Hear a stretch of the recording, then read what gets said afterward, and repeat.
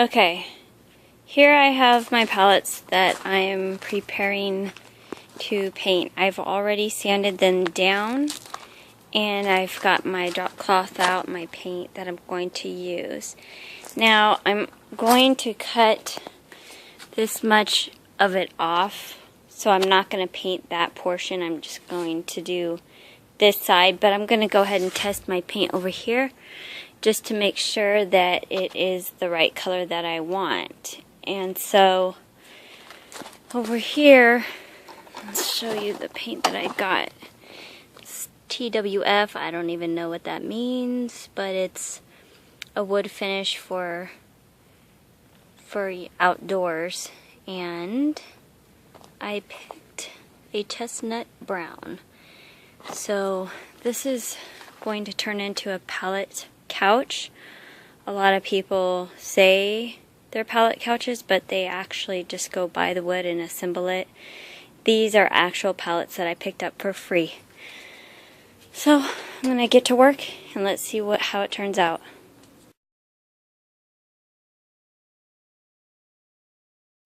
So there's the color. That's what it looks like in the bucket, and that's what it's coming out to. Now it's about the color that I wanted. I wanted it maybe a little darker, so I might have to do 2 coats.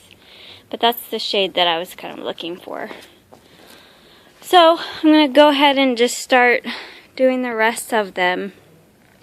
I'm just going to paint it on with my brush and see how much I can do today. Okay guys, here is the finished wood that I finally got done. It's all stained and covered in a clear coat. This is the clear coat that I used, and it's UV protected. It's for outdoors. It's oil based, and it's not the fastest drying, but it works. And so there's one of the palettes that I did. Over here are the other completed ones.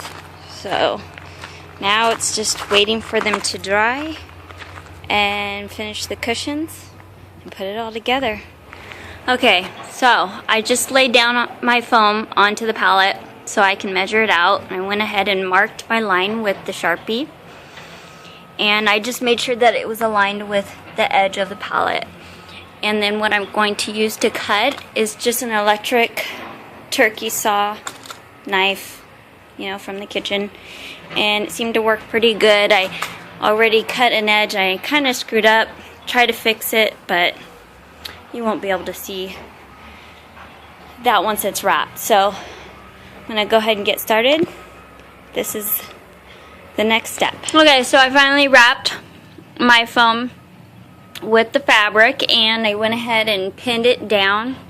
And as you can see, it isn't pulled as super tight as I'd really like it to be sewn, but I'm just going to do the best that I can. I'm actually using a yarn for my stitching and just a really big needle. It's actually dull on the end, and so I'm going to start in the middle here, and I'm going to work my way into both sides, and then I'm just going to fold these in like so, and then wrap them up and sew that together, and I'll show you that later. But for now, here we go with the sewing. Okay, so I finished this cushion. I am done hand stitching. I went around the edges. I folded them kind of like a present, and I stitched it all by hand and secured it as tight as possible. You can see that it is a little bit bumpy on the back, but for some reason this side's a lot smoother, and so I am going to see how it looks on there. I still have another cushion to wrap, and then I have the backing to do as well.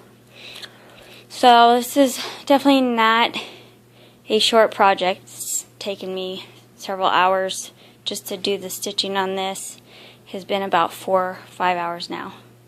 Alright, so moving on to the next thing.